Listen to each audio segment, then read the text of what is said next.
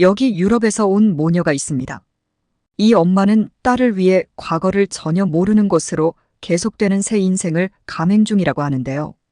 도대체 이젠 몇 번째인지 알기도 힘들 만큼 이동해온 그녀는 결국 가다 인생에서 단 한 번도 상상해보지 못했던 한국으로까지 오게 되었다고 합니다. 늘 그랬던 것처럼 그녀들이 누구인지 그녀들이 숨긴 비밀과 과거를 전혀 알지 못하는 것으로 말이죠. 그녀들은 도대체 어떤 비밀을 간직하고 있길래 지구 반대편에서 한국으로까지 와야 했던 걸까요? 평범하지 않은 이 모녀의 사연을 함께 들어보도록 하겠습니다. 안녕하세요. 저는 영국 런던에서 태어나 현재는 아일랜드의 더블린에서 살고 있는 제인이라고 합니다. 이제 막 고등학교에 졸업했습니다. 저는 다른 친구들보다 2살이 더 많아서 친구들보단 사실 일찍 성인이 되었죠. 친구들은 이 사실에 대해 몰랐지만 말이에요. 앞서 말씀드렸던 것처럼 저는 태어난 곳과 지금 살고 있는 곳이 다릅니다. 어릴 때부터 전학을 많이 다녀야 했죠. 그 이유는 저의 학창시절 때문이었습니다. 저는 어릴 적부터 심각한 알레르기가 있어 심하면 눈이 빨갛게 변할 만큼 충혈이 되고 입술 주변까지 부어오를 정도로 심각한 알레르기를 가지고 있습니다. 하지만 어떤 검사를 통해서도 그 원인조차 찾을 수 없으니 당연히 해결하는 치료법도 찾을 수 없었습니다.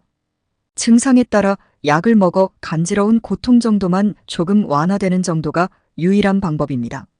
어느 날에는 평소에 먹을 때는 괜찮았던 음식도 제 컨디션이나 날씨, 온도에 따라 급격하게 안 좋아지면서 온몸에 두드러기가 나기도 했습니다. 그렇게 되면 얼굴에는 마치 모기에 여러 방 물린 것처럼 빨갛게 부풀어 오르기 시작합니다. 이런 제가 가진 질환은 학창시절을 보내는데 큰 약점이 되곤 했죠.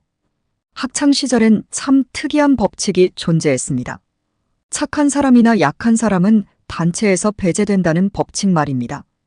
이건 아마 어느 시대든지 어느 나라이든지 다르지 않을 거라고 장담할 수 있습니다. 제가 여러 번이나 직접 겪었기 때문이죠. 네, 맞습니다. 저는 친구들과 비슷하지 않다는 그 하나의 이유로 따돌림을 받았고 차별을 받았습니다. 모욕적인 말도 견뎌야 했고 보편적임과 다르다는 건 어린 저에게 차가운 현실이었습니다. 친구들에겐 저는 그냥 다른 사람일 뿐 제가 어떤 사람이고 어떤 걸 좋아하는지까지는 그들에게 중요한 것들이 아니었습니다. 큰 상처였죠. 그러면서 저는 학교 생활에 문제가 있었습니다. 같은 반 친구들은 시시각각 변하는 제 모습에 지킬앤 하이드 같다며 외모를 비하했고 저는 그때마다 인격적으로 무너져 내렸습니다. 엄마는 너무 힘들어하는 저에게 차라리 전학을 가자고 권하시게 되었고 그렇게 교내에서 문제가 생길 때마다 학교를 옮겼고 옮길 때마다 우리가 거주하는 지역도 바뀌어야 했죠. 저를 아는 사람이 아예 없는 곳인 게 우리에겐 가장 중요한 부분이었습니다. 지금이야 이렇게 여러분에게 제 이야기를 말할 수 있지만 이제껏 이런 이야기를 제 스스로 꺼내본 적이 없었어요. 저에게 학창시절은 그저 늘 숨기고 싶은 과거였으니까요. 이렇듯 학교 생활을 멈췄다 다시 다니는 걸 반복하다 보니 친구들보다 제가 나이가 많다는 점 역시 또 친구들과 다르기에 약점이 될까봐 그 거짓말을 들키지 않기 위해 긴장하는 날들을 보내야 했습니다. 불안했거든요. 또 전학 가게 돼야 할까봐 전학을 가서 새로운 것에 적응해야 하는 건 둘째치고 아무런 잘못도 한 게 없는 엄마가 저 하나 때문에 계속 함께 고생하고 있는 것만 같아 여러모로 복잡한 심경이었거든요. 저는 얼른 고등학교 시절이 지나갔으면 했어요. 시간이 남들보다 2~3배는 더 빠르게 움직였으면 바랬던 것 같습니다. 그래서 저는 고등학교를 드디어 졸업한 지금이 제 인생에서 가장 홀가분했던 순간인 것 같아요. 학교를 그만둬도 됐지만 취업을 하려면 최소 고등학교 이상은 나와야 가능했습니다. 그리고 이게 선물인지 불행인지 모르겠지만 저는 머리가 아주 좋은 편이었습니다. 공부를 상당히 잘했어요. 그도 그럴 것이 다녔던 학년을 다시 다니다 보니 친구들보다 더 잘할 수밖에 없었죠. 하지만 타고난 머리가 좋은 편인 걸 알면서 모른 척 어려운 척하며 문제들을 풀어가는 과정이 정말 고통스럽더군요. 지루하기도 했고요. 그렇다고 해서 저도 딱히 꿈은 없었죠. 그나마 꿈이 있다면 그저 무탈하게 사람들 사이에서 평범하게 사는 것. 그것만이 전부였습니다. 저를 괴롭게 한 건 저의 병이나 학교 문제가 아니었어요. 다름 아닌 저희 어머니와 아버지의 싸움이었죠. 두 분께서는 제 문제로 이야기를 시작했다가 두 분의 이야기는 곧 싸움으로 번져 그 싸움의 언성은 점점 더 커져만 갔습니다. 두 분이 다투시는 까닭으로는 저를 위해 매번 새로운 환경으로 옮겨주시는 어머니의 양육 방식과 아버지의 견해 차이였죠. 어머니의 모습이 아버지는 해보지도 않고 도망가버리는 것이라고 말씀하시곤 했습니다. 하긴 아버지의 말이 틀리진 않았어요. 아니, 아버지의 말씀이 맞았죠. 하지만 저는 다시 돌아가도 똑같은 선택을 했을 겁니다. 아버지는 제가 아니니 저를 완전히 이해하실 순 없었겠죠. 아버지가 답답해하는 이유는 무척이나 설득력이 있었습니다. 아버지가 다니는 직장도 있는데 저 하나 때문에 매번 그 직장들을 새로 잡거나 옮기는 것은 현실적으로 불가능한 일이었고 아버지의 인생도 있는 것인데 저 하나 때문에 그걸 모두 걸어달라 곤할 수 없었으니까요. 이런 날들이 반복되자 아버지도 어머니도 지쳐가셨고 결국 두 분은 일주일의 반 이상은 싸움으로 보내다 이혼까지 하게 되셨습니다. 저는 어머니를 따라가 살기로 하고 대신 아버지에게 교육이나 양육에 대한 재정적인 지원은 넉넉하게 받기로 했고 그 덕에 저는 금전적으로 큰 어려움을 느끼지 않으며 자랄 수 있었습니다. 정서적으로는 아니었지만 아버지가 저에게 해주실 수 있던 최선이라는 걸 알았기에 아버지를 원망하진 않았죠. 하지만 저는 점차 말수가 적어진 아이가 되긴 했습니다. 이젠 아주 과묵한 편이죠. 꼭 필요한 이야기가 아니면 입 밖으로 잘 꺼내질 않으니까요. 저는 앞서 말씀드렸던 것처럼 다행히 머리가 좋았습니다. 그건 아마도 큰 로펌을 대표하는 변호사로 능력을 펼치시는 아버지의 탁월한 유전자를 받아서일 겁니다. 그랬기에 아버지는 저에게 아버지와 같은 법을 전공하는 게 어떤지 내심 바라셨죠. 저도 딱히 하고 싶은 전공이 없었기 때문에 법을 전공할까 고민하고 있었습니다. 저처럼 소외받았거나 평등하지 못하다고 생각하는 사람들에게 도움이 되는 일을 한다는 게 멋질 거라는 생각이 들었거든요. 제가 이렇게 태어난 건 제가 원해서 그런 것도 아닌 누구에게나 생길 수 있는 문제인데 아무도 저를 이해하려고 하지 않는 것 같았던 제 인생에 외롭던 저처럼 누군가에겐 힘이 되어주고 싶었어요. 그렇게 저는 법을 전공하기 위한 대학에 어렵지 않게 입학할 수 있었습니다. 한 학기를 무난하게 다니고 있던 어느 날 워낙 무리해서 공부를 해서 그런지 다시 이유를 알 수 없는 알레르기가 또 시작되고 말았습니다. 퉁퉁 부은 제 얼굴로는 죽어도 강의실에 나가고 싶지 않았죠. 며칠 방에서 울기만 했던 것 같습니다. 노력해도 바뀌지 않는 제 인생이 너무도 처참하게 느껴졌습니다. 기다려도 좀처럼 나아지지 않는 경과에 결국 휴학을 하기로 결정하게 되었습니다. 휴학을 한 뒤 저는 계속해서 더 혼자가 되어버리고 있었죠. 점점 더 어두워졌고 원래도 말수가 없었지만 엄마하고는 그나마 대화를 나누곤 했는데 이젠 엄마가 할 이야기도 생각나질 않았어요. 하루 종일 멍한 채 그저 좁은 제 방 안에 틀어박혀 넷플릭스나 유튜브를 보는 게 제 일상의 전부가 되어버렸죠. 누가 알겠어요. 제가 법조인을 꿈꾸던 사람이었을 거라고 말입니다. 하지만 막 다른 길이라고 느껴지던 것에도 길이 등장하는 계기가 생겼습니다. 제 인생을 송두리째 바꿔줄 운명적인 다큐멘터리를 보게 되었습니다. 그건 바로 한국의 템플스테이 문화에 대한 이야기였는데요. 저처럼 면역질환을 가졌거나 고치기 힘든 질환을 가진 이들이 머물면서 좋아진 사례들을 이야기하고 있었어요. 가장 좋다는 대형 병원에서 가진 치료 방법을 다 써봐도 안 됐던 우리 가족은 거의 제 질병은 어쩔 수 없는 거라며 반포기 상태였는데 비로소 이게 마지막 기회일지 모르겠다는 생각이 들었죠. 저는 이에 대해 바로 엄마에게 말을 했습니다. 거의 몇 주 만에 엄마에게 이야기를 꺼낸 거라 엄마는 무조건 너가 하고 싶다면 가자고 해주셨죠. 안 보여줘도 된다고 볼 필요도 없이 그냥 바로 채비해서 떠나자고 하셨죠. 엄마는 저를 낫게 할 수 있다면 무엇이든 하시겠다며 미신적인 의식에도 투자하셨을 정도로 저만큼이나 간절하셨거든요. 하지만 당장 한국에 가기 위해선 목돈이 필요했어요. 저는 엄마에게 또 뭐라고 할 아빠의 얼굴이 떠올랐죠. 아버지는 제 말이라면 그래도 더 잘 들어주시는 분이기 때문에 제가 직접 아버지께 이야기한다고 했죠. 떨리는 마음으로 아버지 회사로 찾아갔어요. 역시나 바쁘시더군요. 그래도 저를 오랜만에 보자 아버지는 반가워하셨어요. 마스크로 꽁꽁 감싼 저를 보시곤 제 상태가 지금 어떨지 말 안 해도 짐작하고 계셨죠. 그런데 아버지의 반응은 저를 낙담하게 했습니다. 너도 엄마 닮아가니? 정말 실망스럽다. 넌 날 닮았다고 생각했는데 라고 하셨습니다. 저는 아버지께 어쩌면 저한테는 마지막 기회일지도 몰라요. 나는 다 아빠를 닮았잖아요.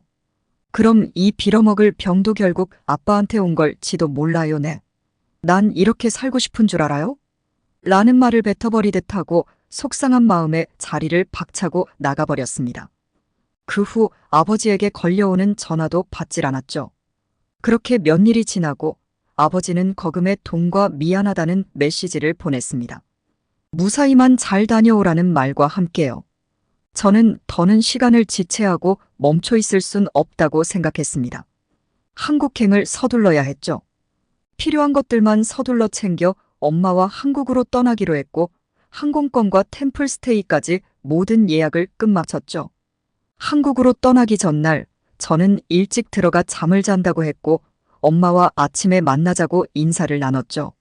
그런데 그날따라 도통 잠이 오질 않아 주방으로 물을 마시러 가면서 엄마의 통화 내용을 의도치 않게 듣게 되었습니다. 나도 그런 나라 가는 거 싫지. 그래도 뭐 방법이 있겠어. 어휴 몰라 나도 좋으면 그래봤자 얼마나 좋겠어 난 기대도 안 해. 그냥 다 해보는 거야. 엄마의 전화 내용을 듣지 않는 게 나을 뻔했을지 모르겠습니다. 저를 믿고 지지해주는 줄만 알았던 엄마가 사실은 그런 비판적이고 부정적인 생각을 가지고 있었다는 걸 알게 되니 엄마 얼굴을 보기 힘들었어요. 한국에 가는 비행기 안에서도 한국에 도착할 때까지도 엄마와 한마디도 하질 않았습니다. 엄마는 제 이상함을 눈치챈 것 같았죠. 저는 그냥 눈을 감고 자는 척하며 잊으려 노력했습니다. 드디어 도착한 한국, 빠른 수속을 마치고 공항 내부를 목격한 저는 충격적인 광경에 넋을 잃었습니다. 고개를 들어 한참을 봐야 할 정도로 높은 층고의 인천. 공항 내부는 자연과 함께 어울린 좌석들과 첨단 시설들이 함께 공존하는 곳이었어요. 엄마도 그런 한국의 모습을 보고 놀란 게 분명했죠. 표정만 봐도 엄마의 기분을 알 수 있었으니까요. 무엇보다 저는 어머니와 저 두 여자가 어딜 걸어도 완벽히 안전한 곳이라는 걸 본능적으로 알아차렸죠. 유럽권에서 살아온 저는 어떤 사람이 수상하고 곧 나쁜 일이 일어날 것 같은지 직감할 수 있었어요. 친구들 사이에서 내내 눈치를 보고 지냈던 저의 경험이 쌓여 저는 누구보다 빠르게 그 공간에 있는 사람들을 스캔할 수 있는 특별한 능력이 발달했거든요. 그날은 유독 더 신경 써서 주변을 스캔하고 빠르게 둘러봤습니다. 시선을 이쪽 저쪽을 살폈죠. 하지만 공항에서 어떤 한국 사람도 우리의 물건을 탐내고 있지 않았습니다. 그저 자신들의 할 일에만 관심이 있더군요. 더 신기했던 건 고개를 들면 어디에나 설치되어 있는 한국의 CCTV 시스템이었습니다. 이건 제가 한국 다큐멘터리에서 확실히 봤던 내용이었어요. 한국은 워낙 보안과 치안이 확실한 나라이기 때문에 일반 직장인 기준으로 하루 평균 100회 정도가 찍히고 있다는 내용을 본 적이 있었거든요. 그 때문인지 한국 사람들은 보이지 않는 곳에서도 자신들만의 양심의 선을 지키는 듯해 보였습니다. 이제 그만 감탄하고 제가 예약한 한국의 사찰로 가야 했습니다. 헌데 아직 로밍을 하지 않아 걱정을 하고 있는데 한국에서는 어디에서나 와이파이를 이용할 수 있는 서비스가 넘쳐났어요. 공공 와이파이인데도 그 정도의 속도로 터진다니 한국 사람들은 휴대폰이 없이도 살겠구나. 그 문화 수준에 놀랄 수밖에 없었습니다. 저는 부산에서 유명한 사찰로 템플스테이를 하기 위해 그 프로그램을 신청해 두었는데 다른 외국인들과 다 함께 버스를 타고 이동해야 했습니다. 와이파이를 잡아 바로 저는 제가 신청한 프로그램의 담당자에게 연락을 했더니 이미 다들 모여 있다고 하더군요. 저는 엄마와 그 부산으로 가는 버스에 올랐습니다. 하지만 너무도 많은 외국인들이 타 있어 제가 버스를 맞게 탔는지 한 번 더 확인해야 했죠. 하긴 OECD에서 성공적인 세계의 문화관광 상품에서 템플스테이가 정해졌고 그러면서 더 템플스테이를 예약하는 건 웬만한 콘서트 티켓 예매보다 힘든 일이 되어더군요. 특히 인기가 많은 절은 금방 마감이 되어버려서 저도 예약하는데 정말 애를 먹었죠. 제가 알기론 올해만 해도 6만 명이 넘는 외국인들이 한국에서 템플스테이를 했다고 알고 있었죠. 한국에서는 30개 정도의 유명한 템플스테이 체험이 있는데 제가 고른 곳은 그 중에서도 가장 인기가 많은 곳들 중 하나였습니다. 한국의 멋지고 화려한 건물들을 지나 부산이라는 곳으로 향했습니다. 한국에서 서울 다음으로 유명한 도시인 부산에 가게 된다는 게 좋았죠. 제가 본 많은 한국 콘텐츠에서 부산이 등장하곤 했으니까요. 그렇게 버스로 도로 위를 달려 어느덧 절의 모습이 보이기 시작했습니다. 조금 늦은 가을이긴 했지만 멋진 단풍에 감싸 안아져 있는 그 아름다운 모습은 온몸에 소름이 돋았죠. 방금까지 있던 세계와 마치 다른 세상처럼 고즈넉하게 펼쳐진 그 공간은 마치 신화 속에나 등장할 것 같은 장소였습니다. 절에 도착하자 영어의 능숙한 자원 봉사자들의 안내로 저희가 지낼 곳과 갈아입을 옷, 그리고 앞으로의 절차에 대한 안내를 받았습니다. 그리고 첫 식사를 곧 하게 된다고 하셨죠. 제가 여길 고른 이유 중 하나도 다큐에서 나왔던 내용이지만 최고 웰빙 음식으로 전 세계적으로 주목하고 있는 한국절의 사찰 음식에 큰 기대감이 있었습니다.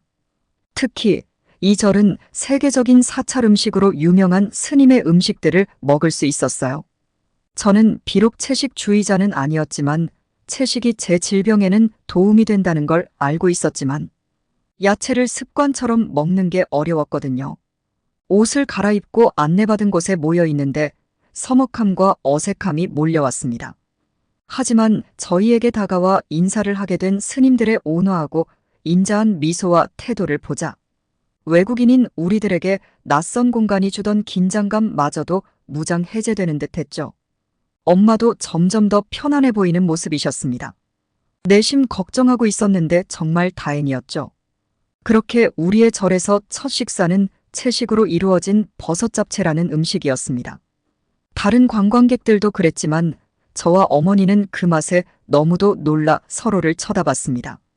고기를 넣지 않고도 이런 맛을 낼 수 있다는 게 놀라웠고 평생 파스타면이 익숙했던 우리들에게 독특한 식감과 특히 오색이 다 들어간 아름다운 비주얼은 사진을 찍고 싶었지만 휴대폰은 모두 제출해서 안타깝게 기록으론 남길 수 없었죠. 엄마는 꼭 레시피를 물어봐야겠다고 다짐을 하셨어요. 저는 프로그램에서 시키는 모든 것을 열심히 진행했습니다. 스님들 중에서도 외국인 스님도 계셨고 외국어가 능통한 분도 꽤 많아 의사소통에는 전혀 어려움이 없었어요. 스님은 저에게 이곳은 굴곡진 삶의 쉼이 되어주는 곳이라고 설명해 주셨습니다. 그리고 남겨진 인생을 어떻게 채울 것이냐는 그릇을 가진 저에게 달려있을 뿐이며 진정한 제 모습을 볼 수 있길 바란다고 조언해 주셨죠. 그 말들은 계속 저를 되돌아보고 곱씹게 되는 계기가 되었습니다. 저는 원래 기간보다 연장이 가능해 총 한 달까지 머물기로 했죠. 매일 미디어만 보고 살던 저에게 지루하기만 할 거로 예상했던 그 안의 생활은 저에게 무기력보다 오히려 활력을 불어넣어줬고 충전해주는 시간이 된 듯 했습니다. 특히 병원에서 늘 강조했던 스트레스를 줄이고 몸을 따뜻하게 하라는 말에 알맞게 온돌에서 자는 경험은 점점 더 제 간지러움을 낫게 해주었죠. 저희 어머니도 만성 두통을 달고 사셨는데 따뜻하게 몸을 항상 하고 규칙적인 생활과 건강한 식사만을 반복하다 보니 눈에 띄게 모든 게 좋아진 것 같아요. 엄마는 저에게 이 결정을 한 게 아주 잘한 일이라며 칭찬해 주셨어요. 저는 엄마에게 그동안 저를 위해 함께 어디든 와주어서 진심으로 감사하단 말을 전했습니다. 엄마가 있어서 어디든 갈 수 있었다고 덧붙이면서요. 템플스테이를 하는 동안 제 증상은 몰라보게 호전되었습니다. 별 다른 치료를 하지 않았는데도 말이죠. 마법 같은 상황에 저는 예전에 저처럼 활기도 용기도 찾아갔고 애초에 밝았던 제 모습으로 꽤 많이 변할 수 있었습니다. 새로 오는 방문객들과 이야기를 나누고 친해지며 서로가 이곳에 찾은 까닭에 대해서도 공유할 수 있었죠. 그들이 온 이유는 각기 다양했습니다. 그냥 불교에 관심이 있어 온 사람도 있었고 정신적, 신체적 피로가 쌓였던 사람들, 저처럼 몸도 마음도 지친 사람들도 있었어요. 절에서 지내는 기간은 빠르게 흘러갔고 끝마칠 시간은 다가왔습니다. 세상엔 저뿐만 아니라 다양한 사람들이 다양한 모양의 상처를 가지고 살고 있다는 걸, 저를 전혀 모르는 사람들에게 이해를 받고 위로를 받는 기분이 들었습니다. 돈을 주고도 살 수 없는 큰 선물을 받은 것만 같았죠.